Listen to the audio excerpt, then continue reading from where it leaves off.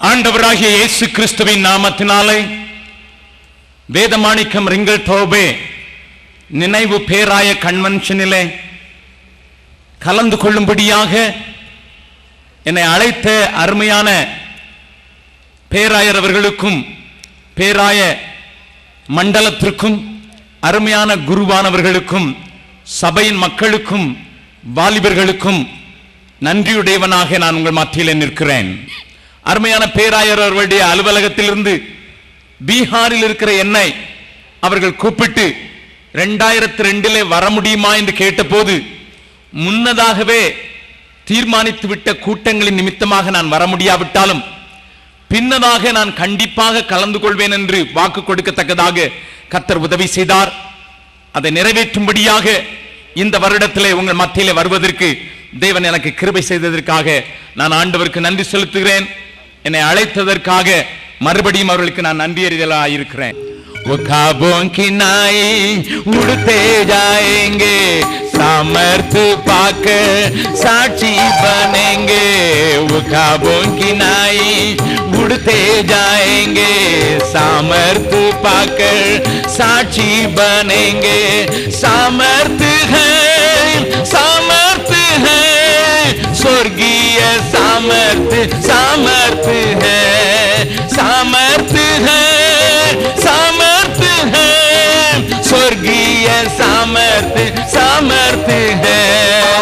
ख्वाबों की नाई उड़ते जाएंगे, सामर्थ पाकर साक्षी बनेंगे. ख्वाबों की नाई उड़ते जाएंगे, सामर्थ पाकर साक्षी बनेंगे. சாயங்கால வேளையிலே அமைதியான நேரத்திலே சுவாமி எங்களோடு கூட பேசும்படியாக இறங்கி வருவீராக. திறந்த உள்ளத்தோடு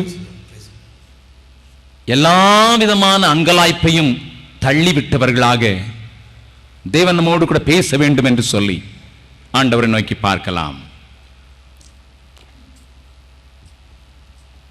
விந்தை கீரி ஸ்தேசு ராஜா, உந்தன் சிலுவையன் மேன்மை, உந்தன் சிலுவையன் மேன்மை. விந்தை கிறிஸ்தேசு ராஜா, உந்தன் சிலுவையன் மேன்மை, உந்தன் சிலுவையன் மேன்மை. சுந்தரமிகும் இந்த பூவில், சுந்தரமிகும் இந்த பூவில் என்ன மேன்மைகள் எனக்கிருப்பினும், என்ன மேன்மைகள் எனக்கிருப்பினும், விந்தை கிறிஸ்தேசு ராஜா, உந்தன் சிலுவையன் மேன்மை, உந்தன் சிலுவையன் மேன்மை. திரண்ட ஆஸ்தி, உயர்ந்த கல்வி, செல்வாக்குகள் மிக இருப்பினும், திரண்ட ஆஸ்தி, உயர்ந்த கல்வி, செல்வாக்குகள் மிக இருப்பினும், குருசை நோக்கி பார்க்க எனக்கு, குருசை நோக்கி பார்க்க எனக்கு உரிய பெருமைகள் யாவும் அற்பமே, உரிய பெருமைகள் யாவும் அற்பமே. விந்தை கிறிஸ்தேசு ராஜா, உந்தன் சிலுவையன் மேன்மை, உந்தன் சிலுவையன் மேன்மை. இயேசுவின் மூலம் ஜெபம் கேளும் நல்ல பிதாவே, ஆமென். உட்காரலாம். இந்த 4 நாட்களும் உங்களோடு கூட பேசும்படியாக தேவ சமூகத்திலே காத்து கிடந்த போது, தேவன் இந்த 4 நாட்களும் நமக்கு நன்றாக தெரிந்ததும் நாம் சிறு பிராயம் முதல் பாராமல் கற்றுக்கொண்டதுமான அனைத்து பிள்ளைகள் வரை அறிந்திருக்கக்கூடிய 23வது சங்கீதத்தில் இருந்து பேசும்படியாக தேவ ஆவியானவர் எனக்கு கட்டளையிட்டார். 23வது சங்கீதத்தை நாம் அனைவரும் பல முறைகளிலே வாசித்திருப்போம், ஞாபகப்படுத்தி இருப்போம், உபயோகப்படுத்தி இருப்போம். ஜெபங்களிலே நாம் அதை அடிக்கடி சொல்லி இருப்போம். ஆனாலும் அறிந்த வார்த்தைகளை வைத்து சில அறியாத உண்மைகளை உங்களோடு கூட பேசும்படியாக, தெளிவாக பேசும்படியாக தேவ ஆவியானவர் என்னுடைய இருதயத்தை பாரப்படுத்தினது மாத்திரமல்ல, ஒரு உந்துதலின் ஆவியை தந்தார் என்று நான் தைரியமாக சொல்வேன். கர்த்தர் என் மேய்ப்பராய் இருக்கிறார் என்கிற வார்த்தையை நம்முடைய வீடுகளிலே 1 வயதை தாண்டின உடனே நாம் குழந்தைகளுக்கு கற்றுக் கொடுக்கிற முதல் வசனமாக கூட இருக்கலாம். அநேக குடும்பங்களிலே பிள்ளையை வசனம் சொல்லுடா என்று சொன்னால் உடனடியாக அவன் சொல்லுவதெல்லாம் கர்த்தர் என் மேய்ப்பராய் இருக்கிறார், the Lord is my shepherd என்கிற வார்த்தைகளை மழலை சொல்லிலே நீங்களும் நானும் சொல்லி இருக்கலாம். அந்த சங்கீதத்தை அநேக நேரங்களிலே பிரசங்க வாயிலாக, அநேக போதக பிதாக்களின் வாயிலாக நாம் கேட்டும் இருக்கலாம். ஆனாலும் இந்த சாயங்கால வேளையில் மாத்திரமல்லாமல் தொடர்ச்சியாக வரப்போகிற 3 நாட்களிலேயும் இந்த சங்கீதத்தை மையமாக கொண்டு சில ஆழமான, ஆனால் தேவையான, தெளிவான, உரைக்கும்படியான சில வார்த்தைகளை உங்களோடு கூட பகிர்ந்து கொள்ள நான் வாஞ்சிக்கிறேன். தேவ ஆவியானவர் நம்மோடு கூட இடைபடுவாராக. இன்றைக்கு சாயங்காலத்தில் முதல் 2 வசனங்களை நான் உங்களுக்கு முன்னதாக வைக்க விரும்புகிறேன். கர்த்தர் என் மேய்ப்பராய் இருக்கிறார், நான் தாழ்ச்சி அடையேன். அவர் என்னை புல்லுள்ள இடங்களில் மேய்த்து அமர்ந்த தண்ணீர்கள் அண்டையில் என்னை கொண்டு போய் விடுகிறார்.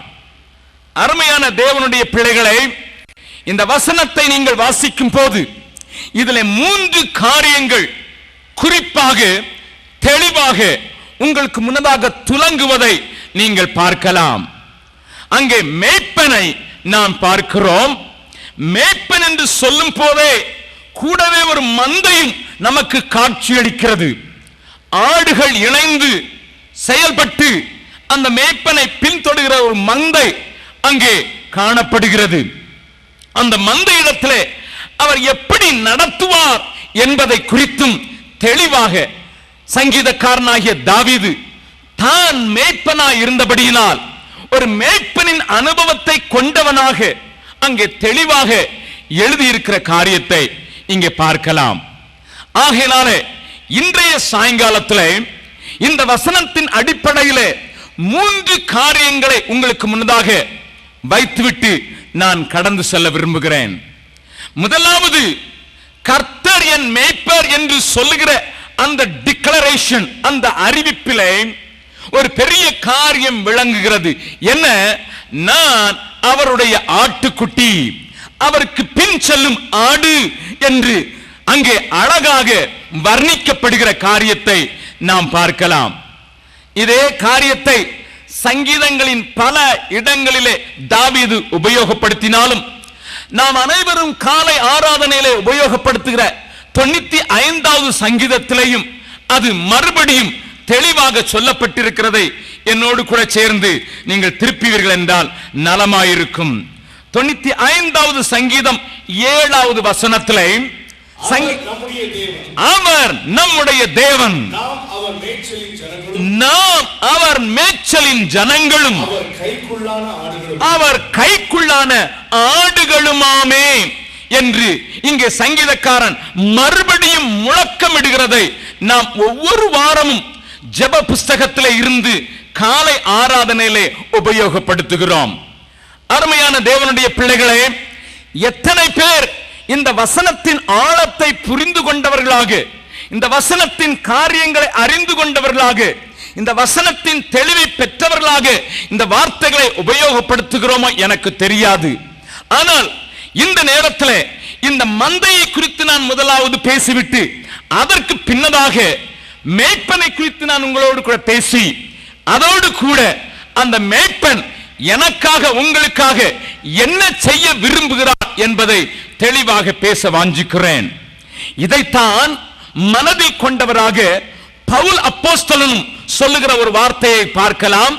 அப்போஸ்தல நடவடிக்கைகள் 20வது அதிகாரம் 28வது வசனத்திலே எபேசு சபையின் மூப்பர்களை வரவழைத்து அவர்களோடு கூட பேசுகிற பவுல் சபையை குறித்து ஒரு அழகான வெளிப்பாட்டை இங்கே சொல்லுகிறதை பார்க்கலாம்.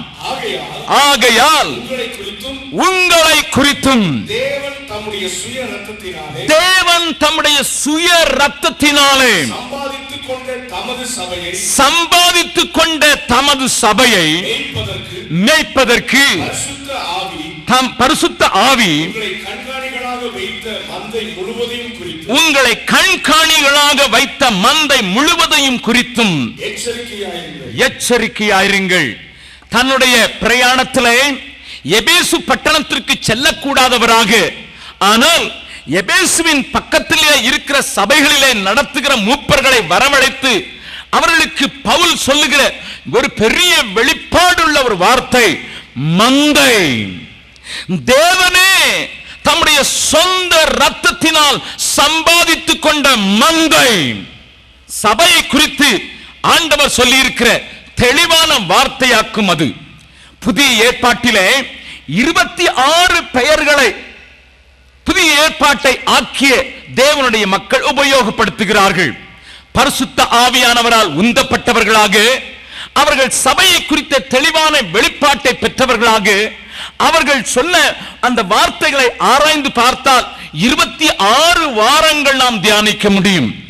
மணவாட்டி என்று சொல்லுகிறார்கள், வாசஸ்தலம் என்று சொல்லுகிறார்கள், தேவனுடைய வீடு என்று சொல்லுகிறார்கள், தேவனுடைய நகரத்தார் என்று சொல்லுகிறார்கள்.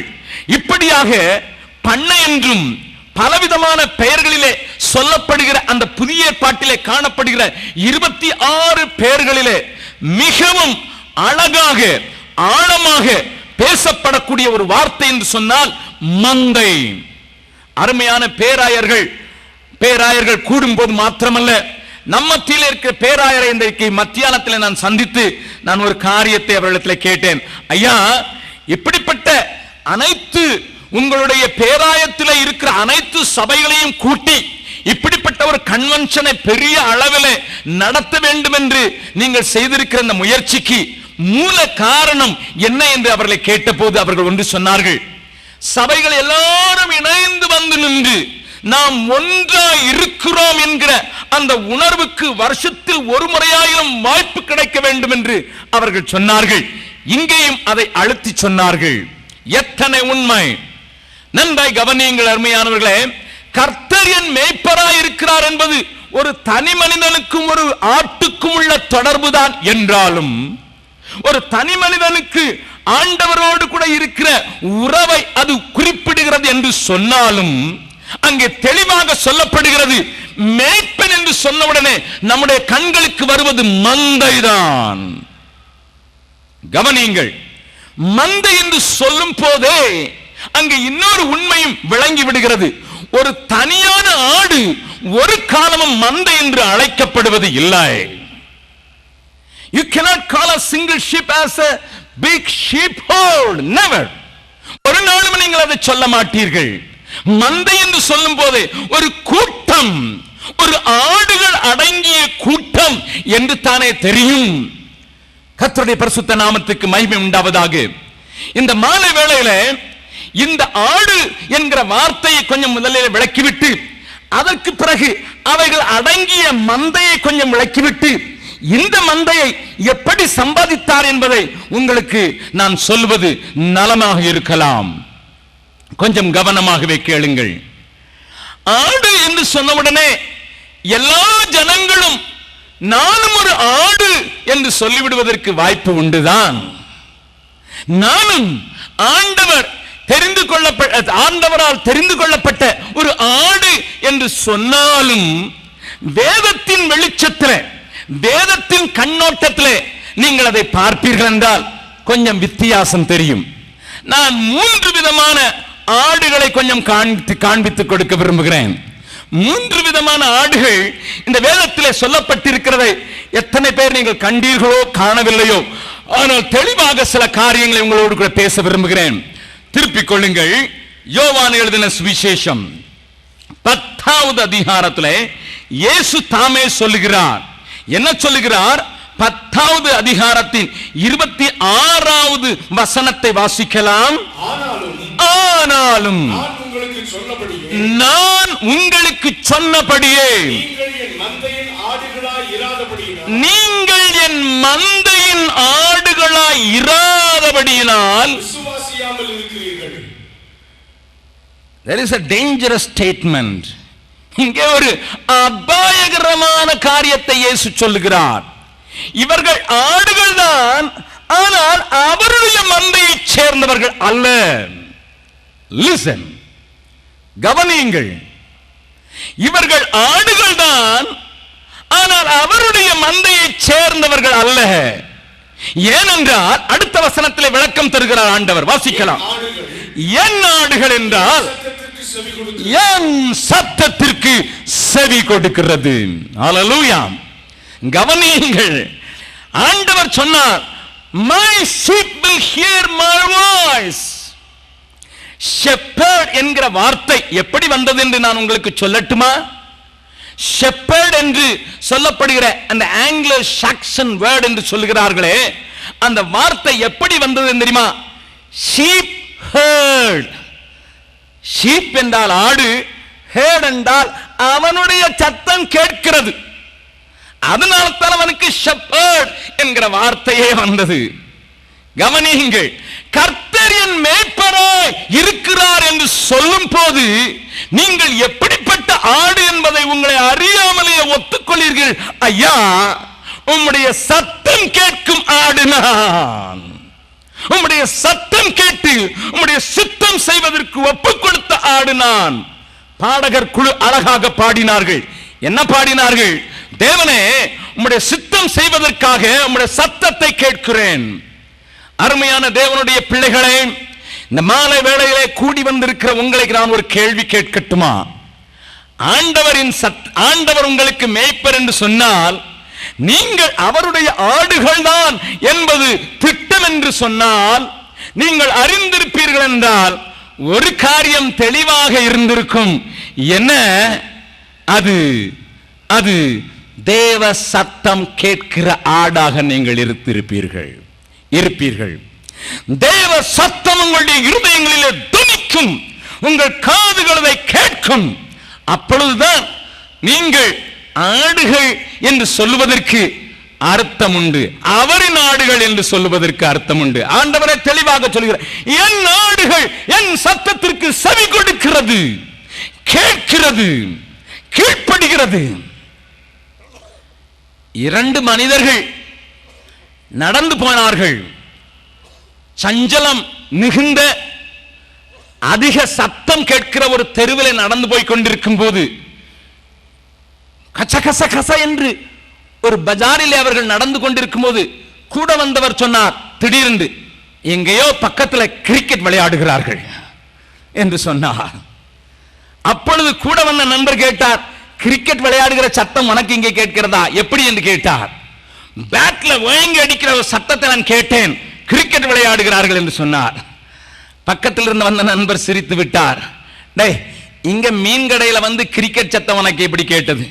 இங்கே ஆளுக்கு ஒரு பாசை பேசிக்கொண்டு ஒரு சத்தம் போட்டுக் கொண்டிருக்கிறதுல உனக்கு மட்டும் அந்த பந்து வீச்சும் பந்து அட்டையும் எப்படி கேட்டது என்று சொல்லி அவரை கேலி செய்து விட்டார். உடனடியாக இந்த நண்பர் அந்த கேலியை பொறுக்க முடியாதவராக ஒன்று செய்தார். என்ன செய்தார் தெரியுமா? கொஞ்ச தூரம் நடந்து போய் கொண்டிருக்கும் போது திடீரென்று ஒரு நாணயத்தை தூக்கி தெருவில் வேண்டும் என்றே உருள விட்டார்.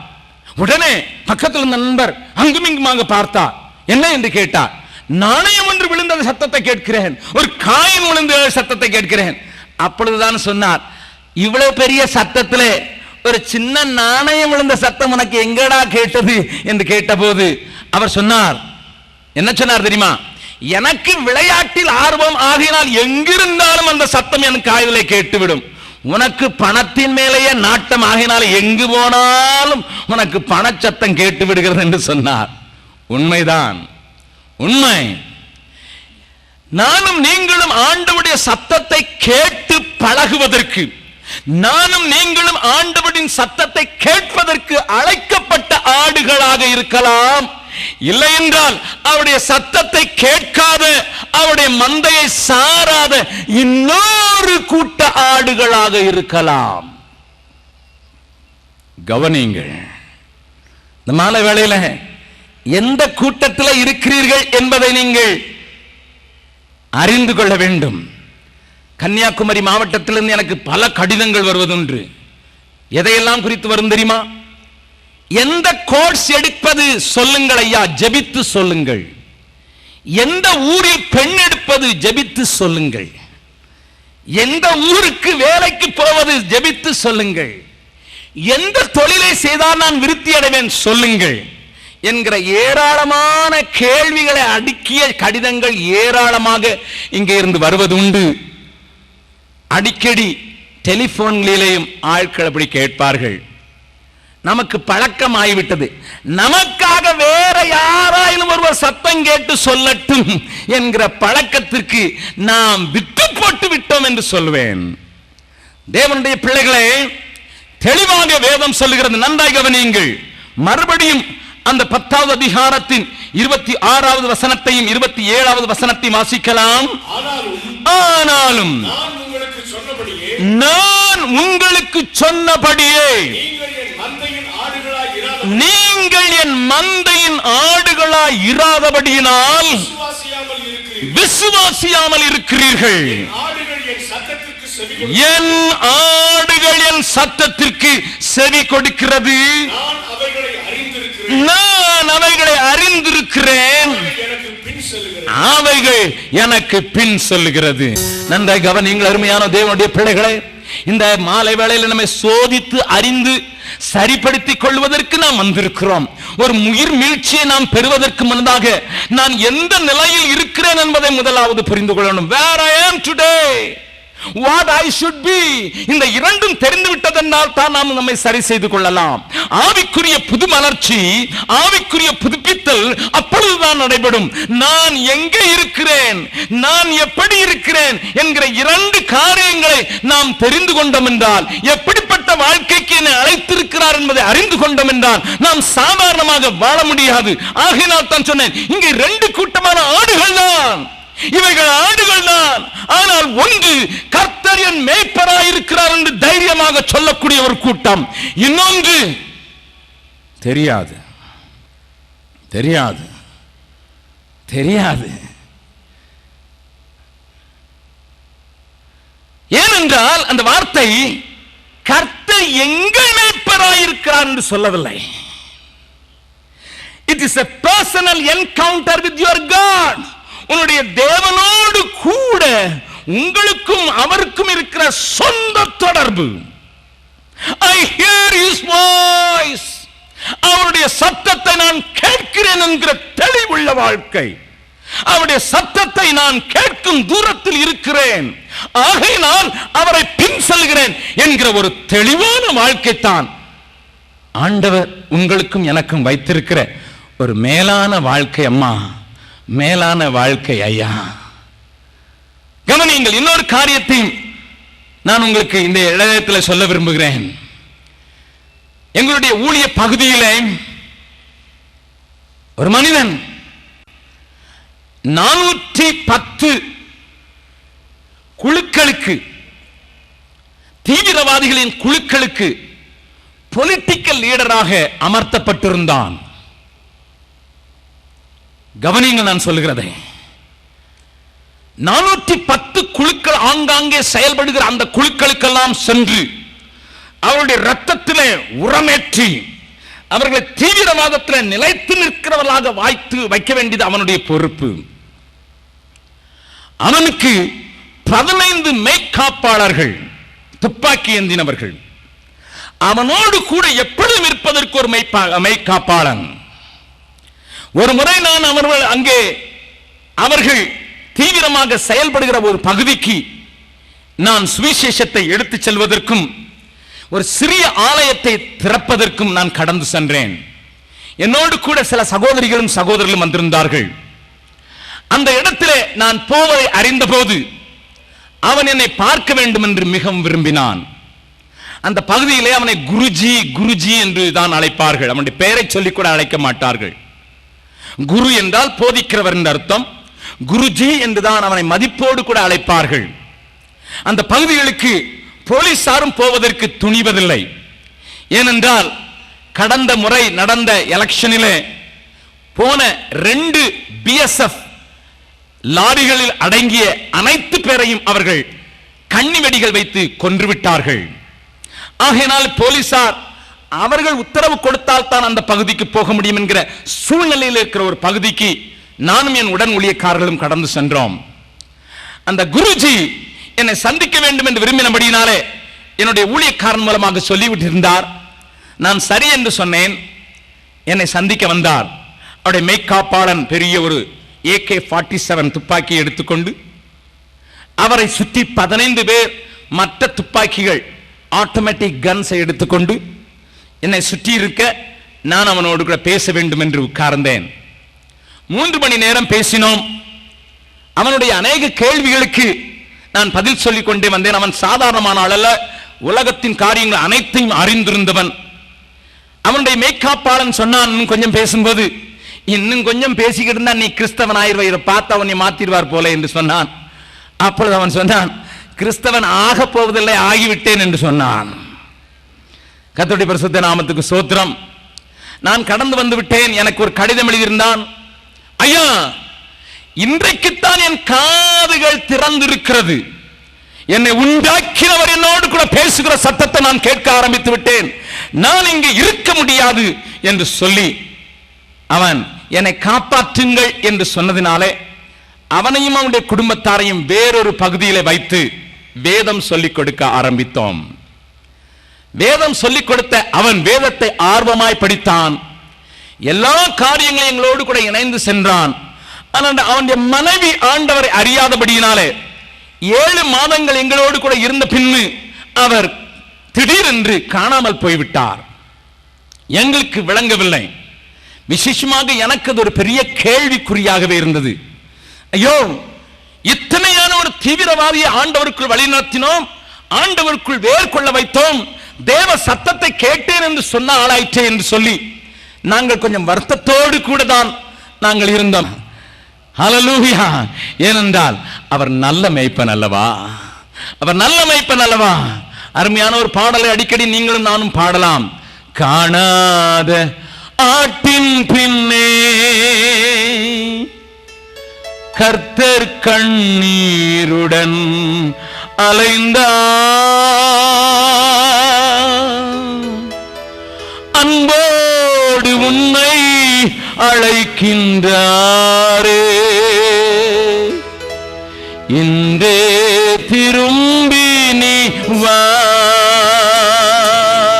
அன்போடு உன்னை அழைக்கின்றாரே, இன்றே திரும்பி நீ வா.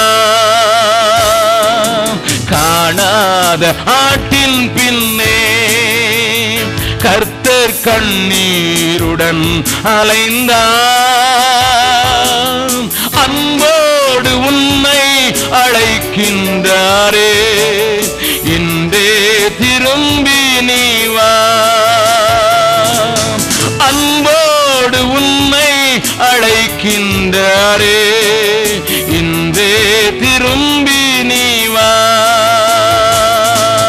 துன்மார்க்கர் எல்லாம் சன்மார்க்கரோடே தேவ கோபாக்கினையால் மாழ்வாரே, துன்மார்க்கர் எல்லாம் சன்மார்க்கரோடே தேவ கோபாக்கினையால் மாழ்வாரே, சிற்றின்ப சேற்றில் நீ சிக்கினதா நீ திருச்சபையிலே அங்கத்தினராய் இருக்கிறாய், ஏதோ கடமறைக்கு வந்து போகிறாய், உனக்குள்ள இருந்த ஆனந்த சந்தோஷம் போய்விட்டது, உனக்குள்ள இருந்த ரட்சண்ய பாடல் உன்னை விட்டு ஓடிவிட்டது. என்றைக்கு ஒரு சத்தம் கேட்டேன், ஆனால் இன்றைக்கு எங்கே என்கிற ஏக்கத்தோடு கூட இருக்கிற சிலரை தேவன் காண்பிக்கிறார். இன்றைக்கு இந்த பேராய கன்வென்ஷன் உங்களை உயிர்ப்பிக்கும்படியாகத்தான் ஒழுங்கு செய்யப்பட்டிருக்கிறது. திரும்பி வந்து விடுங்கள். காணாத ஆட்டின் பின்னே கண்ணீரோடு கூட அலைகிற மேய்ப்பனாக அவர் இன்றைக்கு முன்னே அன்றைக்கு அந்த குருஜியை தேடி அவனுக்கு மறுபடியும் சத்தத்தை தொனிக்க பண்ணி விட்டு போன அவனை திருப்பக் கொள்கிற அதே தேவன் இன்றைக்கும் உங்களை தேடி வந்திருக்கிறார். மறுபடியும் சொல்ல வாஞ்சிக்கிறேன், ஆட்டுக்கூட்டம் ஒன்றுதான், ஒன்று அவருடைய சத்தத்தை கேட்க கூடாதபடி செவி அடைத்து போன ஒரு ஆட்டுக்கூட்டம், அவருடைய சத்தத்தை கேட்கப்படாதபடி அது அடைக்கப்பட்டிருக்கிற காதுகளை கொண்ட ஒரு செவிட்டு விரியன் போல இருக்கிற அந்த ஆட்டுக்கூட்டம். அவைகள் விசுவாசிப்பதும் இல்லை, ஏதோ செல்கிறது, மந்தையாகத்தான் செல்கிறது. ஆனால் அவர்களுக்குள்ளே தேவ சத்தம் தொனிக்கும்படியான காரியம் இல்லை. ஆனால் இன்னொரு கூட்டம் அவர் சத்தம் கேட்டு அவருக்கு பின் செல்வதற்கு ஒப்புக் கொடுத்திருக்க கூட்டம். இன்னொரு கூட்டத்தை நான் காட்டிக் கொடுக்கிறேன். இந்த கூட்டம் சத்தம் கேட்டு பின்னதாக போவது போலத்தான் காட்சி அளிக்கிறது. ஆனால் அவர்கள் எப்படி இருக்கிறார்கள் என்று காண்போமா? வாசிக்கலாம். மத்தேயு எழுதின சுவிசேஷம் 25வது அதிகாரம். தெரிந்த வசனங்கள் தான், ஆனாலும் வாசிக்கலாம். மத்தேயு எழுதின சுவிசேஷம் 25வது அதிகாரம் 31வது வசனத்தில் இருந்து 33வது வசனம் வரை வாசிக்கலாம். அன்றியும் மனுஷகுமாரன் தமது மகிமை பொருந்தினவராய் சகல பரிசுத்த தூதரோடும் கூட வரும்போது தமது மகிமையுள்ள சிங்காசனத்தின் மேல் வீற்றிருப்பார். அப்பொழுது சகல ஜனங்களும் அவருக்கு முன்பாக சேர்க்கப்படுவார்கள். நன்றாய் கவனியுங்கள். இந்த காரியத்தை ஆண்டவர் காண்பிக்கும் போது ஒரு காரியத்தை குறிப்பிடும் வண்ணமாக காண்பிக்கிறார், தெளிவாக காண்பிக்கிறார். ஒரு மறுபடியும் ஒரு மேய்ப்பனை நமக்கு முன்னதாக கொண்டு வந்து நிறுத்துகிறார். மேய்ப்பனானவன் செம்மறி ஆடுகளையும் வெள்ளாடுகளையும் வெவ்வேறாக பிரிக்கிறவனாக அவர்கள் பிரித்து செம்மறி ஆடுகளை அவருடைய வலது பக்கத்திலேயும் வெள்ளாடுகளை வெவ்வேறாக தன்னுடைய இடது பக்கத்திலேயும் நிறுத்துவான். நீங்கள் கேட்கலாம், ஐயா இது உலகத்தின் ஜனங்களை இரண்டாக பிரிப்பதாக காட்சி அளிக்கிறது. இல்லை, கவனியுங்கள், இந்த வசனங்களை பாருங்கள். இடது பக்கத்தில் நிறுத்தப்படுகிற ஆடுகளை போல காட்சியளிக்கிற மனிதர்களும் ஆண்டவரை எப்படித்தான் கூப்பிடுகிறார்கள் தெரியுமா? 44வது வசனத்தை வாசிக்கலாம்.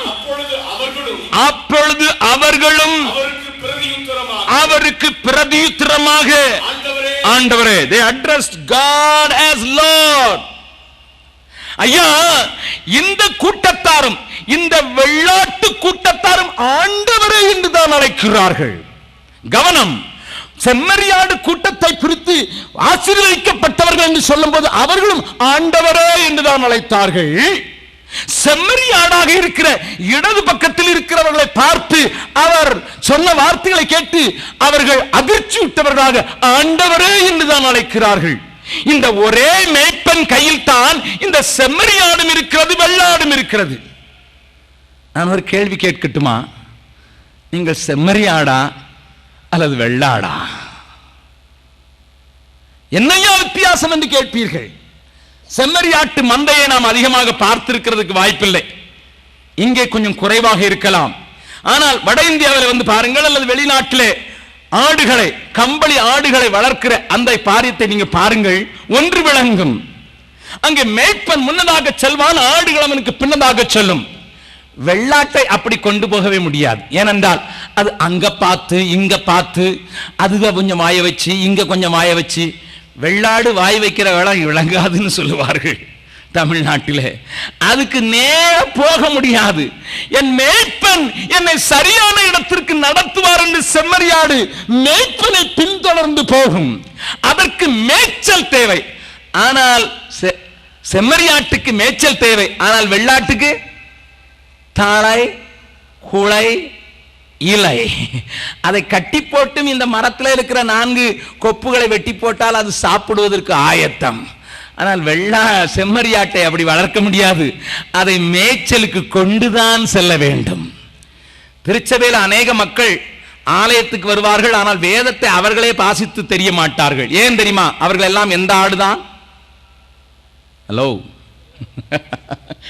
யாராவது கொலை கொப்பை வெட்டி போட்டா அது கொஞ்சம் சாப்பிட்டு அது பாட்டுக்கு திருப்தியா இருக்கும், அவ்வளவுதான். ஆனால் அது செம்மறியாடினார், அதுவே சென்று மேய்ச்சலை கண்டடைந்து அந்த மேய்ச்சலிலே திருப்தியாகும். It needs a fresh food. அதற்கு செழிப்பான நல்ல புல்லுள்ள தரைகளில் தான் அது நடந்து தன்னுடைய மேய்ச்சலை கண்டட முடியும். இன்னொன்று கவனித்து பார்த்தீர்களா? செம்மறியாட்டை நீங்கள் அழைத்துக் கொண்டு போகலாம், அது பின்னதாகவே தலையை தொங்க போட்டு கொண்டு வரும். வெள்ளாடு அப்படியே, எந்த வெள்ளாடாவது தலையை தொங்க போட்டுக் கொண்டு நடப்பதை பார்த்திருக்கிறீர்களோ? ஹலோ, நீங்க பார்க்கிற காரியத்தை தானே சொல்றேன். அது தலை நிமிர்ந்து தான் நடக்கும். அங்கே இங்கே அப்படி பார்த்து இப்படி பார்த்து எல்லாவற்றையும் பார்த்து மேய முடியதெல்லாம் மேய்ஞ்சி அதுக்கு பின்னால இருந்து துரத்த வேணும். போ போ, கமான் கேரியான், அப்படித்தான் துரத்தினால் போகும்.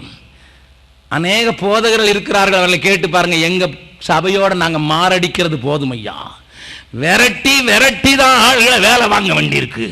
ஒருத்தனாவது தானாக வந்து ஒன்று செய்ய மாட்டான் என்று சொல்லுவார்கள். எந்த கூட்டம்? நீங்கள் தான் டிசைட் பண்ணிக்கொள்ள வேண்டும். நீங்கள் தான் டிசைட் பண்ணிக்கொள்ள வேண்டும். அறிந்து கொள்ளுங்கள், ஒரு கூட்டம் உண்டு, அது இடது பக்கத்துக்கு தான் தன்னை ஆயத்தப்படுத்துகிறது. அதுவும் இதே மேய்ப்பன் கீழத்தான் இருக்கிறது. அதுக்கு சத்தம் கேட்கும், ஆனால் உலகத்தின் இச்சையிலிருந்து விடுதலை இல்லை. அது சத்தம் கேட்கும் காதுகளை கொண்டது. முதல் கூட்டத்திற்கு காதுகளே இல்லை, செவி இல்லை, செவி கொடுக்காது, சத்தத்தை கேட்க முடியாது. ஆனால் இந்த கூட்டம் செவி உண்டு, ஆனால் அதனுடைய இச்சைகளில் இருந்து, அதனுடைய இழுப்புகளில் இருந்து அதற்கு விடுதலை இல்லை. அது தலையிலிருந்து தான் நடக்கும். அதை அடக்க ஒருவனாலும் கூடாது. அப்படித்தான் நிமிர்ந்து நடக்கும். தாழ்மை அதற்கு வெகு தூரம். அதனுடைய டிக்ஷனரியில் அப்படிப்பட்ட ஒரு வார்த்தையே கிடையாது. கொஞ்சம் யோசித்து பாருங்கள், கொஞ்சம் யோசித்து பாருங்கள். அருமையான தேவனுடைய பிள்ளைகளே, தம்முடைய சொந்த இரத்தத்தினால சம்பாதித்த சபையை ஆண்டவர் மந்தை என்று சொல்லுகிறார். ஒரு சொட்டு ரத்தம் கூட வைத்திராமல் எல்லாவற்றையும் அதற்காக இழந்துவிட்ட அவருடைய ஆடுகளை மீட்கும் பணிக்காகத்தானே அவர் தன்னை இப்படியாக தியாக பலியாக ஊற்றிவிட்டார். இந்த மந்தையை குறித்து கொஞ்சம் பின்னதாக பேசுகிறேன். ஆனால் இன்னொரு காரியத்தை நான் உங்களுக்கு சொல்ல வேண்டும். ஏன் சங்கீதக்காரன் கர்த்தர் என் மேய்ப்பர் என்று சொல்லுகிறான்? What happened? தீர்க்க தரிசனமாக சங்கீதக்காரன் அநேக காரியங்களை முன்னறிவிக்கிறான். ஆண்டவருடைய மரணத்தை குறித்து பேசுகிறான், ஆண்டவருடைய உயிர்த்தெழுதலை குறித்து பேசுகிறான். அநேக காரியங்களை தாவீது ஆவியினால் ஏவப்பட்டவனாக தீர்க்க தரிசனமாக பேசுகிறான். அப்படிப்பட்ட ஒரு வார்த்தை தான் கர்த்தர் என் மேய்ப்பர் என்று சொல்கிற வார்த்தை. இதைத்தான் முன்னறிந்த இயேசு தான் வந்தபோது நானே நல்ல மேய்ப்பன். ஏனையா, கர்த்தரை குறித்து வேதம் சொல்கிறது நமக்கு ஆட்டுக்குட்டியானவர் என்று தானே சொல்கிறது. ஆட்டுக்குட்டியானவர் என்று தானே அவரை அறிமுகப்படுத்துகிறது. வாசிக்கலாம், வெளிப்படுத்தின விசேஷம் 5வது அதிகாரம். வெளிப்படுத்தின விசேஷம் 5வது அதிகாரத்தில் வாசிக்கலாம் 6வது வசனம். அப்பொழுது இதோ அடிக்கப்பட்ட வண்ணமாயிருக்கிற ஒரு ஆட்டுக்குட்டி சிங்காசனத்திற்கும் 4 ஜீவன்களுக்கும் போதும். 7வது வசனத்தை வாசித்து விடலாம். அந்த ஆட்டுக்குட்டியானவர் வந்து சிங்காசனத்தின் மேல் உட்கார்ந்தவருடைய புஸ்தகத்தை வாங்கினார். இதைத்தானே ஏசாயா தீர்க்கனும் முன்னறிந்து எழுதுகிறான். வாசிக்கலாம், ஏசாயா தீர்க்கதரிசியின் புஸ்தகம் 53வது அதிகாரத்தில் ஆண்டவரை குறித்து அழகாக ஒரு படம் நமக்கு காணப்படுகிறது. 7வது வசனத்தை வாசிக்கலாம். அவர் நெருக்கப்பட்டும் ஒடுக்கப்பட்டும் இருந்தார், ஆனாலும் தம்முடைய வாயை அவர் திறக்கவில்லை. அடிக்கப்படும்படி கொண்டு போகப்படுகிற ஒரு ஆட்டுக்குட்டியை போலவும் தன்னை மயிர் கத்தரிக்கிறவனுக்கு முன்பாக சத்தமிடாதிருக்கிற ஆட்டை போலவும் அவர் தம்முடைய வாயை திறவாதிருந்தார். ஆண்டவராகிய இயேசுவை குறித்து தீர்க்க தரிசன வார்த்தைகள் அவர் ஒரு ஆட்டுக்குட்டியாக போல, ஒரு ஆட்டை போலத்தாரை வர்ணிக்கிறது. உலக தோற்றம் முதல் காயம்பட்ட அடிக்கப்பட்ட ஆட்டுக்குட்டியானவராகத்தானே யோவானும் பார்க்கிறான். அப்படி இருக்க நானே நல்ல மேய்ப்பர் என்று அவர் சொன்னதற்கு காரணம் என்ன என்பதை நீங்கள் வேதத்திலே வாசித்தால் ஒரு காரியம் விளங்கும். நேரம் குறைவாயிருக்கிறபடினால வேகமாக சில காரியங்களை காண்பித்து கொடுத்து விட்டு போக விரும்புகிறேன். என்ன நடந்தது? மேய்ப்பர்களாக அமர்த்தப்பட்டு அழைக்கப்பட்டு அபிஷேகம் பண்ணப்பட்டிருந்த மேய்ப்பர்கள் காரியத்தை கெடுத்துவிட்ட காட்சியை தீர்க்க தரிசன வாயிலாக நாம் பார்க்கலாம். என்னோடு கூட சேர்ந்து 2 அதிகாரங்களை நாம் பார்க்க போகிறோம். சில வார்த்தைகளை மாத்திரம் உங்களுக்கு வேகமாக நான் காண்பித்துக் கொடுக்க விரும்புகிறேன். அந்த வேத வசனத்திலே எரேமியா தீர்க்கதரிசியின் 23வது அதிகாரத்தையும் எசேக்கியேல் தீர்க்கதரிசியின் 34வது அதிகாரத்தையும் நீங்கள் வாசிக்கும்படியாக நான் கேட்கிறேன் வீட்டிலே போய். ஆனால் ஒரு சில வார்த்தைகளை முதலாவது நான் உங்களுக்கு காண்பித்துக் கொடுக்க விரும்புகிறேன். எசேக்கியேல் தீர்க்கதரிசியின் புஸ்தகம் 34வது அதிகாரத்தில் ஆண்டவர் சொல்கிற சில வார்த்தைகளை கொஞ்சம் வேகமாக பார்க்கலாம். 34வது அதிகாரம் 1வது வசனத்தை 2வது வசனத்திலிருந்து வாசிக்கலாம். மனுபுத்திரனே, இஸ்ரவேலின் மேய்ப்பருக்கு விரோதமாக தீர்க்க தரிசனம் உரை, நீ தீர்க்க தரிசனம் உரைத்து அவர்களோடு சொல்ல வேண்டியது என்னவென்றால், கர்த்தராகிய ஆண்டவர் மேய்ப்பருக்கு சொல்கிறார். போதும்.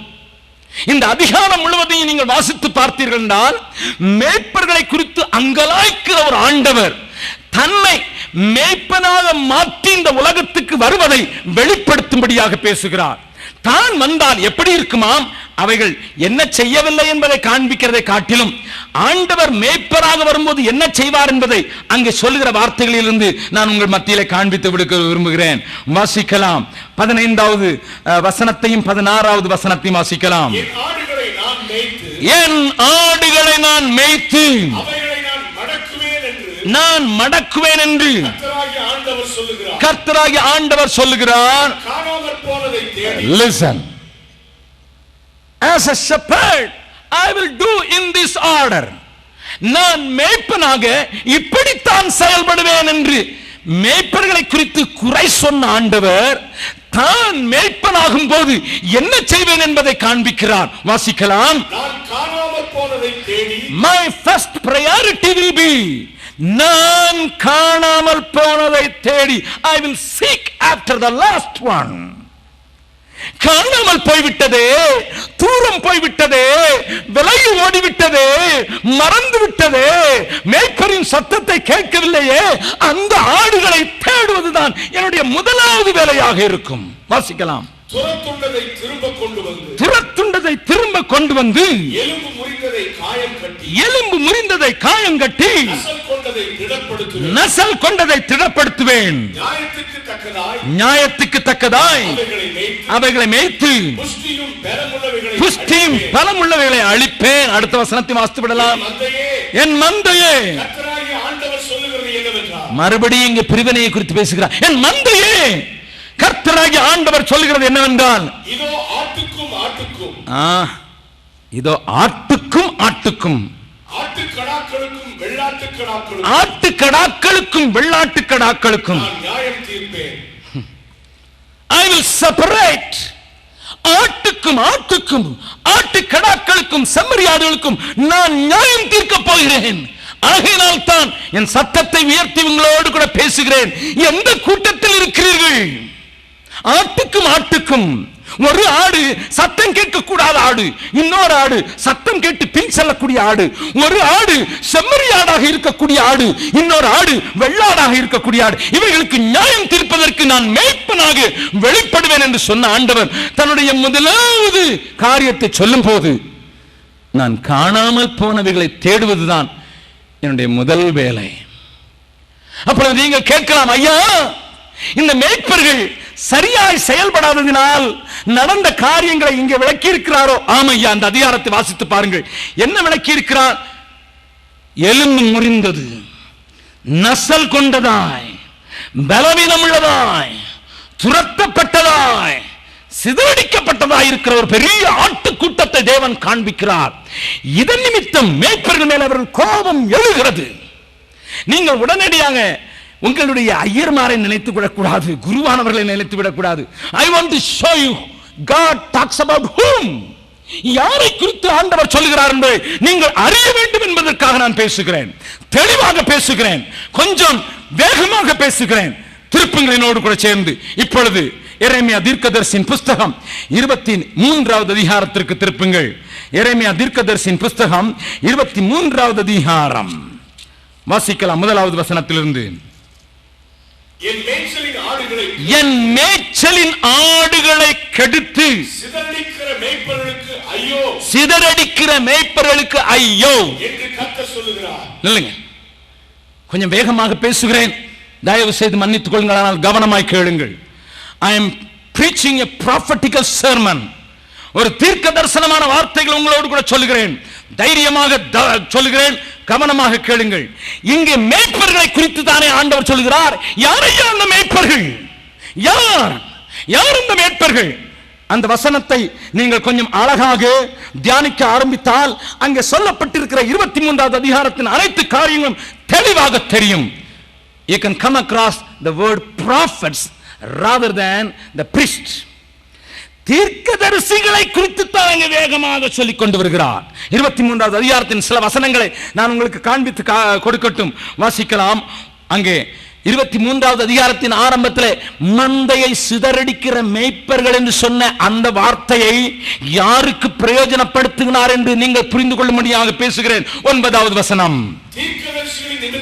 தீர்க்கதரிசிகளின் நிமித்தம் என் இருதயம் என் உள்ளத்திலே நொறுங்கி இருக்கிறது, என் எலும்புகள் எல்லாம் அதிருகிறது. போதும், கர்த்தர் சொல்லுகிறார், தீர்க்கதரிசிகளின் நிமித்தம் என் எலும்புகள் எல்லாம் அதிருகிறது, என் உள்ளம் நொறுங்கி இருக்கிறது. ஏன் ஐயா? ஏன் இவர்கள் மேய்ப்பர்களா? ஆமையா. 23வது அதிகாரத்தையும் எசேக்கியேலின் 34வது அதிகாரத்தையும் ஒன்றாய் வைத்து படித்து பாருங்கள், உங்களுக்கு விளங்கும். நான் சொல்வதை புரிந்து கொள்ளும்படியாக நீங்கள் கவனிக்கும்படியாக கேட்கிறேன்.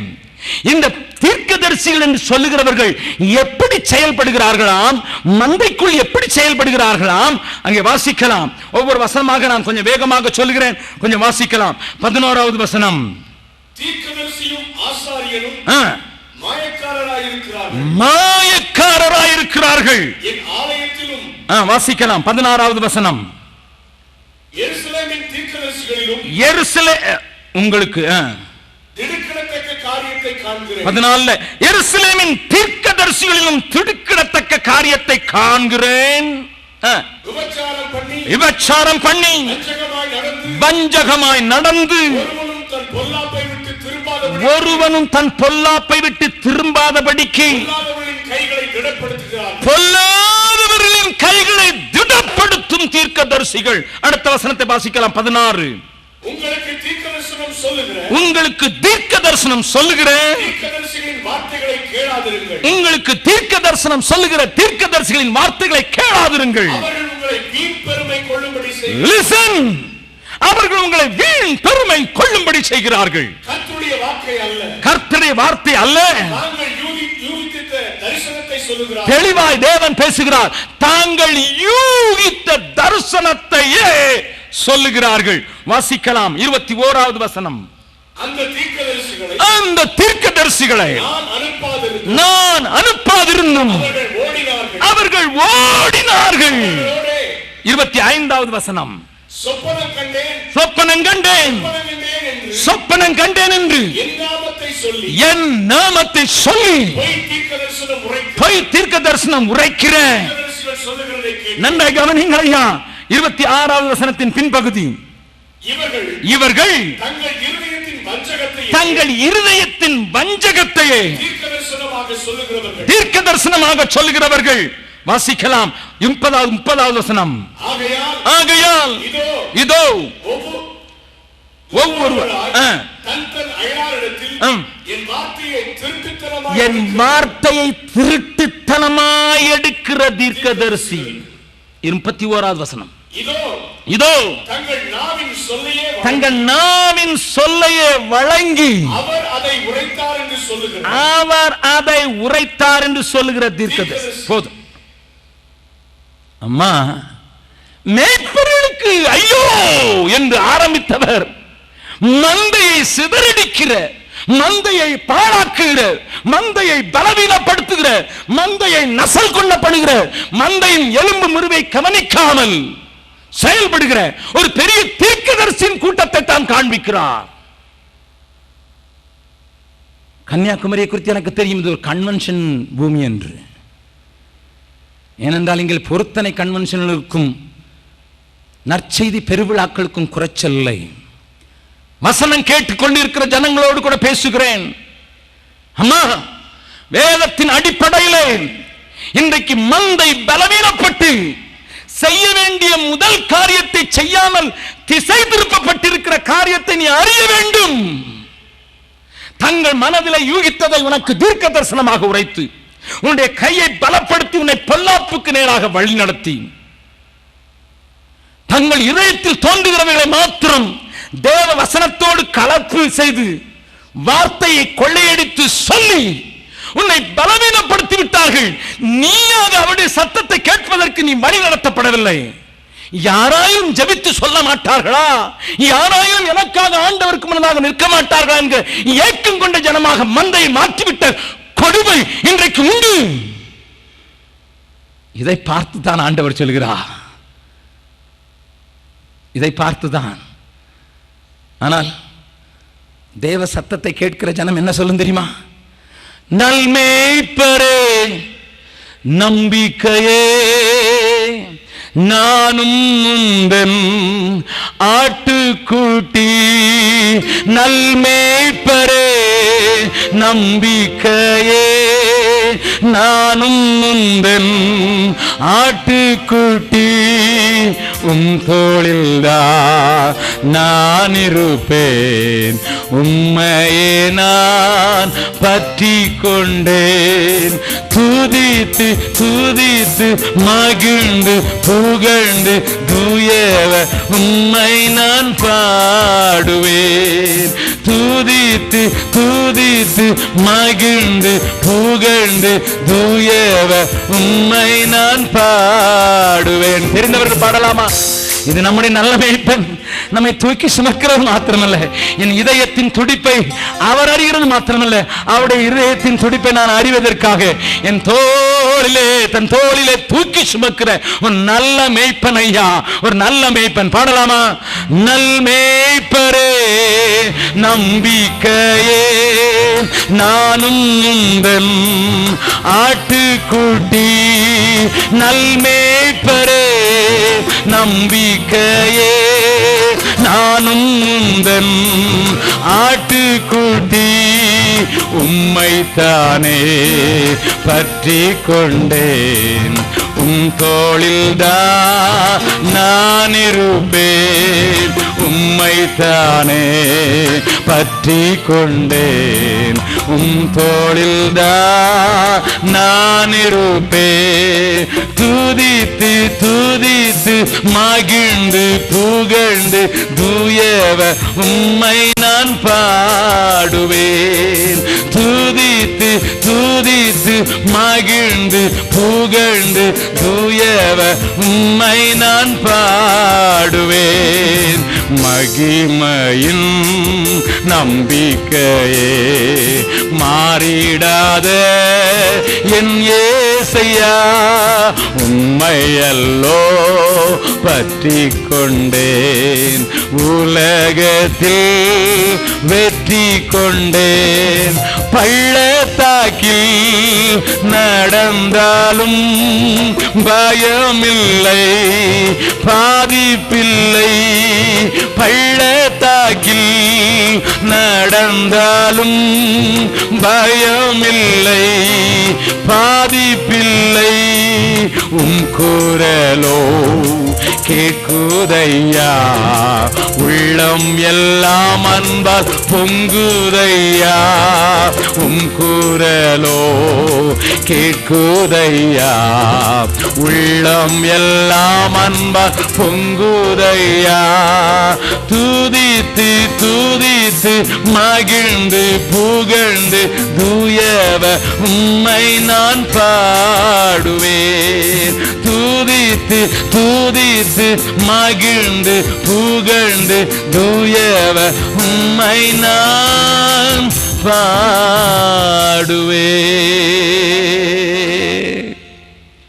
ஆகையினால் தான் ஆண்டவராக இயேசு, நானே அந்த நல்ல மேய்ப்பன், உன்னை தூக்கி சுமக்கிறவர், உன்னை புல்லுள்ள இடங்களில் மேய்த்து அமர்ந்த தண்ணீரை உன்னை கொண்டு போய் சேர்க்கிறவர். ஏனென்றால் நான் ஆட்டை போல, ஒரு ஆட்டுக்குட்டியை போல இறங்கி வந்து என்னை அடிக்கிறதற்கு ஒப்புக் கொடுத்தபடினால் உன் கஷ்டங்கள் எனக்கு தெரியும், உன் வேதனைகள் எனக்கு தெரியும், உன் பாடுகள் எனக்கு தெரியும், உன் தரித்திரம் எனக்கு தெரியும், உன் பசி எனக்கு தெரியும், உன்னுடைய போராட்டம் எனக்கு தெரியும்.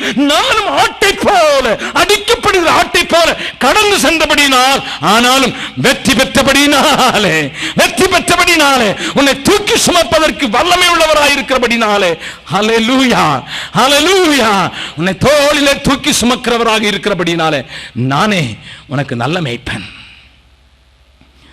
அருமையான தேவனுடைய பிள்ளைகளே,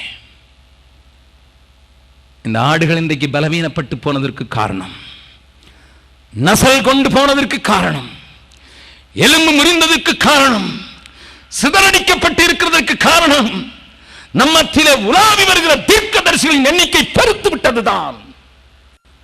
தைரியமாக சொல்லுவேன், தைரியமாக சொல்லுவேன். ஆனால் நல்ல மேய்ப்பன் வரும்போது என்ன செய்வாராம்? துரத்துண்டவைகளை சேர்த்து காணாமல் போனவைகளை தேடுகிற பணிதான் எனக்கு முதல் பணி. அதுவே முதல் பணி. சபையே, திருச்சபையே, நம்முடைய முதல் பணியே காணாமல் போனவைகளை தேடுவதற்குத்தான். ஆகையினால் தானே பாடுகிறோம், மந்தையில் சேர ஆடுகளே, எங்கிலும் கோடி கோடி உண்டே, சிந்தையில் ஆன்ம பாரம் உண்டு, தேடுவோம் வாரீர் திருச்சபை என்று. ஏன் பாடுகிறோம் தெரியுமா? ஏன் பாடுகிறோம்? அருமையானவர்களே, சமீபத்திலே ஒரு விசிடியை நான் பார்த்தேன். இந்த விசிடி மரியா என்கிற ஒரு பிள்ளையை குறித்தது. நீங்கள் பார்த்தீர்கள் என்றால் அது உங்களை அசைத்து விடும். அவளுக்கு 2 கரங்களும் சுத்தமாக இல்லை, கால்களும் ஒரு கால் உண்டு, அடுத்த கால் அரைக்கால், பாதி கால் தான். நல்ல விசுவாசம் உள்ள பெற்றோருக்குத்தான் பிறந்தாள் அவள். பிறக்கும் போதே 2 கைகளும் கிடையாது. பிறக்கும் போதே ஒரு காலை காட்டிலும் மற்ற கால் சிறியதாக இருக்கிறது. அவருடைய தகப்பன் நல்ல ஒரு விசுவாசி, போலீஸ் ஆபீசராக இருந்த அவர் ஆண்டவருக்குள் உண்மையுள்ளவராய், பக்தி உள்ளவராய், தேவனுக்கு பயந்த மனுஷனாக இருந்தார். மனைவியும் அவர்களைப் போலவே. ஆனால் பிள்ளை பிறந்தபோது அவர்கள் 2 பேரும் ஓ என்று அழுதார்கள். Lord, why it happened? ஏன் இது நடந்தது? விளங்கவில்லை. 1.5 ஆண்டுகள் அவர்களால் புரிந்து கொள்ள முடியவில்லை. நித்தமும் கண்ணீரை உணவாக்கினார்கள்.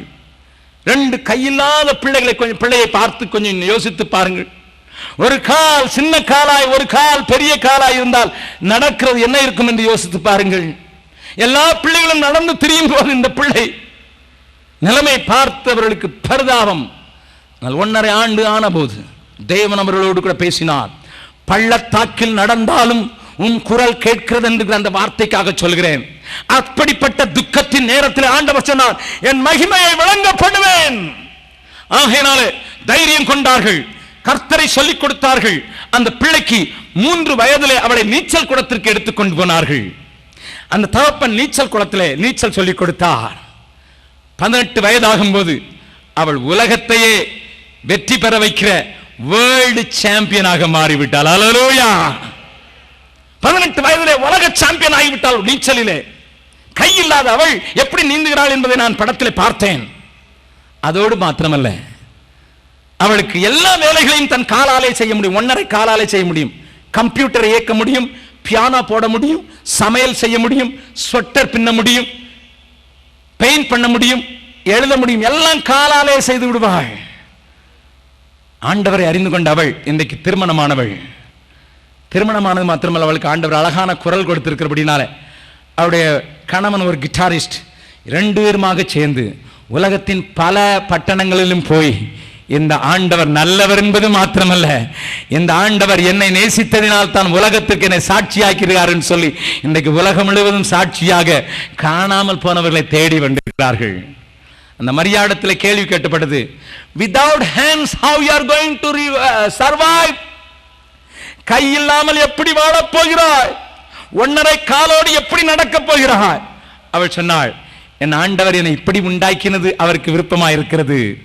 அப்படி இருந்தாலும் அவருடைய இருதயத்தின் பாரம் அவரை அறியாதவர்களுக்கு அவரை சொல்லுவது என்று சொல்லி இன்றைக்கு தாய்வானிலே, ஹாங்காங்கிலே பெரிய கூட்டங்களை நடத்தி அநேக சீன மக்களுக்கு ஆண்டவரை அறிவித்தவளாக, அநேகரை ஆண்டவரின் ராஜ்யத்திலே சேர்த்தவளாக மாற்றிவிட்டாள். ஏன் தெரியுமா? அந்த சத்தம் கேட்டபோது இந்த குறை தெரியவில்லை. அந்த சத்தம் கேட்டபோது தன்னுடைய குறைவு தெரியவில்லை, தன்னுடைய வேதனை தெரியவில்லை, தன்னுடைய காரியங்கள் தெரியவில்லை. அவரை திருப்திப்படுத்துவது மாத்திரம்தான் தனக்கு. அருமையானவர்களே, இன்றைக்கு ஒருவேளை பள்ளத்தாக்கின் அனுபவத்தில் நீங்கள் நடந்து கொண்டிருக்கலாம். ஆனால் ஒன்று, தேவ ஆவியானவர் வந்திருக்கிறார். உன் காதுகளை திறந்து நீங்கள் அவர் சத்தத்தை கேட்டு அவருக்கு பின் செய்கிற ஆட்களாக மாற, அவர் உங்கள் தோளிலே சுமந்து புல்லுள்ள இடங்களிலே உங்களை மேய்த்து அமர்ந்த தண்ணீர் அண்டையில் உங்களை வழிநடத்தும்படியாக நல்ல மேய்ப்பனாக கடந்து வந்திருக்கிறார். ஒருவேளை ஏதோ ஒரு சத்தத்தை கேட்டு நீ விலகி போயிருக்கலாம், ஏதோ ஒரு மாயையை பின்பற்றி அவரை விட்டு தூரம் போயிருக்கலாம், அல்லது ஏதோ ஒரு காலத்திலே கேட்டேன் இப்பொழுதுதான் எனக்கு இல்லாமல் போய்விட்டது என்று பொருளாசை என்கிற மாயத்திலே சிக்கி சிற்றின்ப சேற்றினிலே வீழ்ந்து அவரை விட்டு தூரம் போயிருக்கலாம். அன்றைக்கு அந்த 99 ஆடுகளின் நிலைமையிலே அந்த ஐக்கியத்தில் இல்லாமல் தன்னை தனிமைப்படுத்திக் கொண்ட அந்த ஒரு ஆட்டுக்குட்டியை போல நீங்கள் உங்களை தனிமைப்படுத்திக் கொண்டதினால் இருட்டிலே கல்லும் முள்ளுகளும் உள்ள இடத்திலே மாட்டிக்கொண்டு சிக்கிக் கொண்டிருக்கலாம். தேடி வந்திருக்கிறார் நல்ல மேய்ப்பன். தோளில் சுமப்பதற்கு, உன்னை அடித்து நொறுக்குவதற்கல்ல, உன்னை தன் தோளிலே சுமந்து அவருடைய வீட்டுக்கு கொண்டு வருவதற்கு, உன்னை காயம் கட்டுவதற்கு, உன்மேல் தைலத்தை ஊற்றுவதற்கு வந்திருக்கிறார். ஒப்புக் கொடுப்பீர்களா? அவர் தோளில் இருக்க முடியும். நீங்கள் கதறிக்கொண்டிருக்க வேண்டிய அவசியமில்லை, நீங்கள் தூரம் போக வேண்டிய அவசியமில்லை. ஒரு நாளிலே மந்தையிலே இருந்தீர்கள், இன்றைக்கு வெளியே எங்கே போய்விட்டீர்கள். காணாத ஆட்டை தேடி வருகிற ஆண்டவர். மந்தையில் சேர ஆடுகள் கோடி கோடி உண்டென்று சொல்லி தத்தளிக்கிற அந்த பரமபிதா மேய்ப்பனாக நம்மத்திலே இறங்கி வந்திருக்கிறார். அவரின் சத்தத்தை நீங்கள் கேட்பீர்கள் என்றால் பள்ளத்தாக்கில் நடந்தாலும் பயமில்லை, பாதிப்பும் இல்லை. கண்களை மூடலாம். தயவு செய்து இந்த நேரத்தில் யாரும் எழுந்திருக்க வேண்டாம், யாரும் இங்கே பார்க்க வேண்டாம். சிலரோடு கூட தேவன் தெளிவாக பேசியிருக்கிறார். ஆண்டவர் உன்னை நேசிக்கிறார் என்பதற்கு உன் அருகிலே வந்து நிற்கிறதை நான் பார்க்கிறேன். இங்கே ஒரு ஏழை தங்கை இருக்கிறதை நான் காண்கிறேன். உன் ஏழ்மை நிமித்தம் நீ படிக்கக்கூடாமல் போய் பாதியிலே நிறுத்த வேண்டியதாகிவிட்டது. ஆனால் நீயும் இந்த கூட்டத்தில் வந்திருக்கிறா. ஆனால் இந்த நாளின் வார்த்தைகள் உன்னோடு கூட இடைபடுகிறது மாத்திரமல்ல, உனக்கு ஒரு புதிய நம்பிக்கையை தருகிறது. இங்கே ஒரு 35 வயதுடைய ஒரு தாய் இருக்கிறதை பார்க்கிறேன். பிள்ளைகளை குறித்த ஒரு பெரிய வேதனை. அது நிமித்தமாக ஆண்டவரை விட்டு தூரம் போய்விட்ட நீங்கள் இன்றைக்கு இந்த கூட்டத்தில் ஏதாயில் நடக்காதா என்று சொல்லிதான் வந்தீர்கள். தேவன் உன் சத்தத்தை உனக்கு தணிக்க பண்ணுகிறார். வேதனையோடும் பாவத்தின் பிடியிலே சிக்கிக்கொண்டு விடுதலை தீர்க்க முடியாதபடி வந்திருக்கிற வாலிபர்களோடும் உன்னை புல்லுள்ள இடங்களில் மேய்த்து அமர்ந்த தண்ணீரண்டலையே உன்னை வழிநடத்துவதற்கான நல்ல மேய்ப்பன் வந்திருக்கிறார். உங்களுக்காக நான் ஜெபிக்க விரும்புகிறேன். ஐயா, எனக்காகவே பேசினீர்கள். என் நிலைமை அதுதான். ஆண்டவர் இன்றைக்கு வருவார் என்றால், என்னை வேறு பிரிப்பார் என்றால், அவர் என்னை அழைக்கும் தூரத்திலே நான் இருக்க விரும்புகிறேன். பிதாவினால் ஆசீர்வதிக்கப்பட்டவர்களே என்று சொல்லுகிற இடத்தில் இருக்க விரும்புகிறேன் என்று சொல்லுகிறவர்கள் உங்கள் வலது கையை உயர்த்தி காண்பித்தால் உங்களுக்காக ஜெபிக்க விரும்புகிறேன். உங்கள் கரங்களை பார்க்கிறேன். தைரியமாக உயர்த்துங்கள், தைரியமாக உழைத்துங்கள். Thank you Lord Jesus, thank you Jesus. எல்லாரும் எழுந்து நிற்கலாமா? பரிசுத்த ஆவியானுடைய பிரசன்னம் இந்த மைதானத்தை நிரப்புகிற நேரம். பரிசுத்த ஆவியானவர் இங்கே அசைவாடி இங்கே உங்களோடு கூட இடைப்பட்டு உங்களுடைய காயங்களை கட்டுகிற நேரம், உங்களுடைய முடிச்சுகளை அறுக்கிற நேரம், உங்கள் கண்ணிகளை தெறிக்க வைக்கிற நேரம். நல்ல மேய்ப்பனாக கடன் வந்திருக்கிற அவர் நம்மத்திலே நம்முடைய ஆவியானவர் மூலமாக ஒரு பலத்த கிரியை நடப்பிக்க விரும்புகிறான். ஜீசஸ், ஓ ஜீசஸ். ஆண்டவரே, நல் மீட்பரே, நல் நம்பிக்கையே, நான் உம்முடைய ஆட்டுக்குட்டியாய் உம்முடைய தோளில் இருக்க விரும்புகிறேன் என்று இதயத்திலிருந்து சொல்லுவோம். என்னை பாதுகாக்கிறதற்கும் என்னை புல்லுள்ள இடங்களில் மேய்ப்பதற்கும், ஆண்டவரே என்னை அமர்ந்த தண்ணீர் அண்டையிலே நடத்துவதற்கும் நீங்கள் மாத்திரம்தான் போதுமானவர். என் கஷ்டமும் துக்கமும் அறிந்த ஆடாக நீர் வந்து பலியானதுனாலே, அடிக்கப்பட்ட ஆட்டுக்குட்டியானவரே, அதை இப்பொழுதே செய்யும்படியாக என்னை ஒப்புக் கொடுக்கிறேன் என்று அவருக்கு சொல்லுங்கள். அவருடைய வலதுகரம் பராக்கிரமம் செய்கிறதை காண்கிறேன். அவருடைய வலதுகரம் நீதியின் கரமாய் உன்னை தாங்குகிறதை காண்கிறேன். நீ அப்படி அமிழ்ந்து திரிய வேண்டிய அவசியம் இல்லை. நீ கண்ணிகளிலே மாட்டிக்கொண்டிருக்க வேண்டிய அவசியம் இல்லை.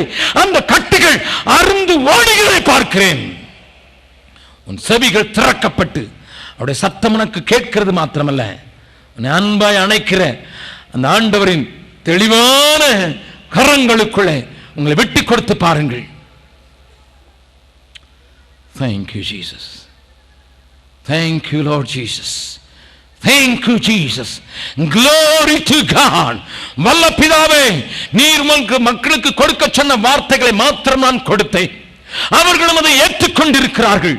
இந்த நேரத்தில் நம்முடைய சத்தத்தை கேட்க கூடாதபடிக்கு அடைக்கப்பட்டிருக்கிற எல்லா தடைகளையும் உடைத்தெறிகிறேன் சுவாமி. தேவ ஆவியாரின் சத்தம் இவர்களிலே துணிப்பதாக, இவர்கள் உம்முடைய ஆட்டுக்குட்டிகளாக உமக்கு பின் செல்லுகிறவர்களாக உம்முடைய சித்தத்தை அறிந்து செயல்படுகிறவர்களாக மாறி போகிறதுனால இங்கிருந்து போகும்போது கர்த்தர் என் மேய்ப்பராய் இருக்கிறார், நான் தாழ்ச்சி அடையேன், அவர் என்னை புல்லுள்ள இடங்களில் மேய்த்து அமர்ந்த தண்ணீர் அண்டையில் என்னை கொண்டு போய் விடுகிறார் என்கிற நம்பிக்கையோடு கூட இங்கிருந்து கடந்து செல்ல கிருபை செய்வீராக.